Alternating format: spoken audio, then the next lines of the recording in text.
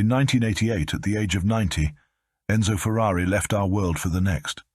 His final request, to give the culmination of his life's work to the only driver who haunted him. Her name was Stephanie McClaire, and her very existence is a mystery. Her age unmoving, her life seemingly immortal. McClaire stepped foot in his factory after she was laid to rest in the grave, slaughtered at the hands of one of his cars, and it chilled Enzo to his core. He shunned her, terrified, too scared to look at the shadow of what his company had become in the early 1960s. The monster of Maranello, the killer of drivers. His final request, give the culmination of his life's work to her, and then haunt her as she did him. This is the story of Stephanie McClaire and Enzo's shadow.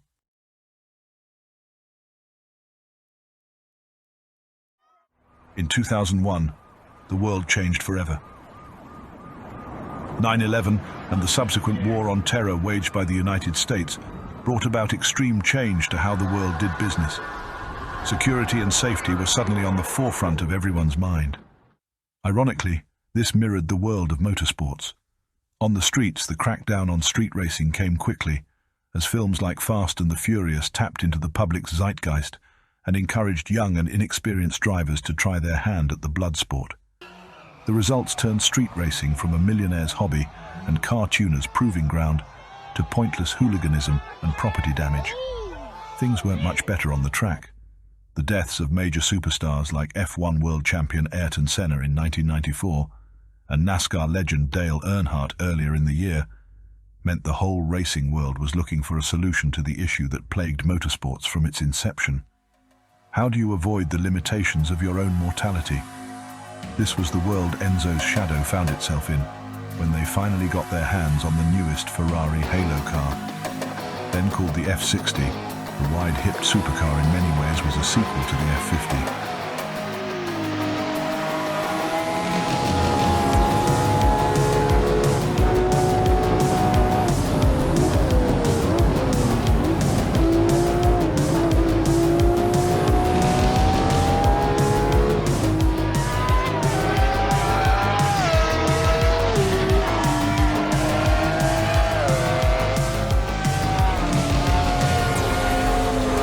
Once again, Formula One technology was at the forefront of the car's design, including a sequential paddle-operated transmission.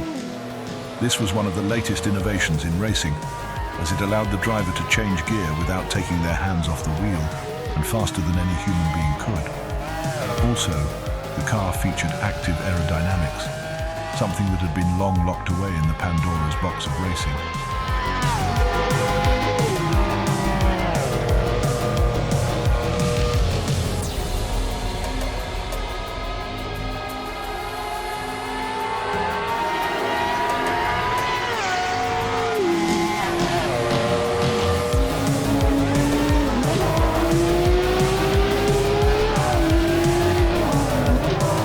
Inside Ferrari, the car was quite controversial. The Enzo purists of the company saw the F60 as doubling down on all of the mistakes made with the F50. However, Ferrari's new blood saw the F60 as innovative and moving with the times. Regardless, Enzo's shadow was stuck in the middle, with only one mission uniting them. That mission was simple: finish what they started in 1994 and undeniably defeat McClare's F40 Competizione. Once again, the project was top secret even from Ferrari. However, this time Enzo's shadow had received backing from an unlikely investor.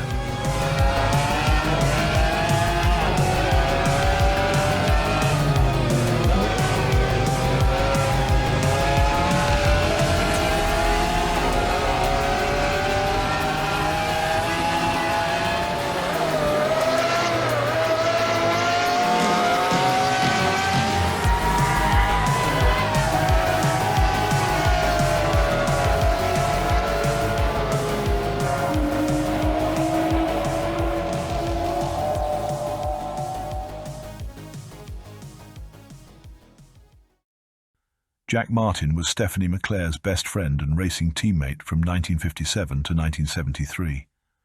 After he retired from motorsports, he left to found Martin Enterprises, a company dedicated to the use of hydrogen as a fuel source. When Jack heard rumors of Enzo's shadow reuniting, He jumped at the opportunity to join them as a way of playing with his best friend again. With funding secured and a car in hands, Enzo's shadow was ready for Act 2.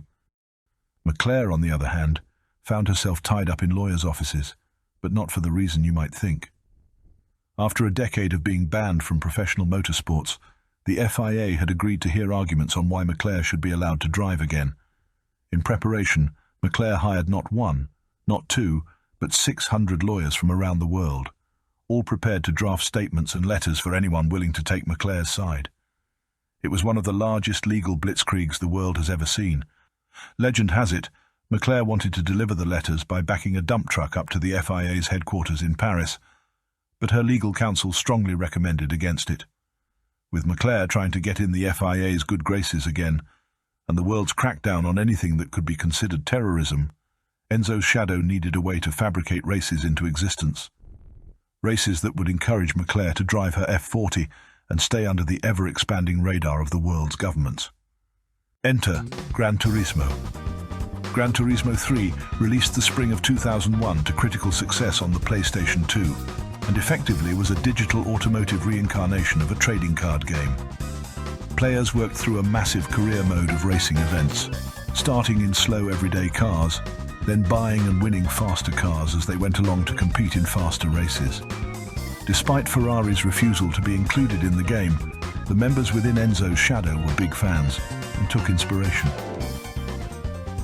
And so, with Jack Martin's help, the Sports Car Street Racing exhibition presented by Ferrari was born. The event was a combination of 3 legal road racing events held around the world. Open to anyone in any car as long as it was street legal and met basic safety requirements, each race offered a Ferrari as a prize. Round 1 would be held in Chicago, and the prize vehicle would be a reservation for Ferrari's new 575 M Maranello. Round 2 would be held in Paris, with the prize car being a lovingly restored Ferrari 308. Round 3 would use the track designed by Gran Turismo on the streets of Tokyo, and the prize car would be a Ferrari F355 Challenge. 3 desirable cars, 3 world-class locations, and 1 grand prize for dominating. If someone, say McClaire, won all 3 of the races, they would win the chance to race one-on-one against Ferrari's new supercar for keeps. It would be hard for someone like McClaire to say no. Within 3 days of the events being announced, hook, line and sinker, McClaire signed up for all 3 rounds. The popularity of the Sports Car Street Racing exhibition, or SCSRE for short, was massively underestimated. At the first round in Chicago, 200 cars attempted to qualify for a 16-car grid. Registrations and qualifying took so long, it continued into race day, with the actual race being pushed into the late afternoon.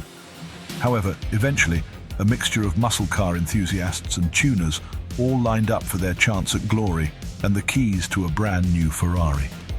Among them was Stephanie McClaire and the F40 Competizione. She sat calmly in the driver's seat as the members of Enzo's shadow made a meal of their fingernails. All of this relied on McClaire winning all 3 races, and the caliber of machinery was far higher than expected.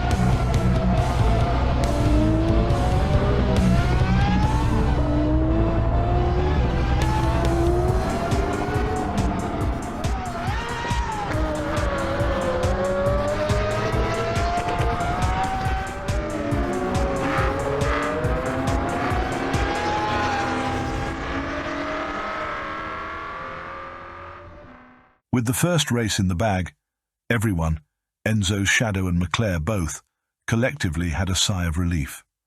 However, the race was much closer than anyone expected, thanks to the new Lamborghini Murcielago and its driver, Ted Dolian. A Lamborghini test driver, experienced cross-country cannonball run racer, and a natural-born shrewd negotiator, Dolian had been on a tear across the US demonstrating the Murcielago's capabilities. Enzo's Shadow had run into him a month before in Arizona, and now he was poised to become McClare's biggest rival in the SCSRE. Thinking on their feet, Enzo's Shadow decided to stack the deck for round 2.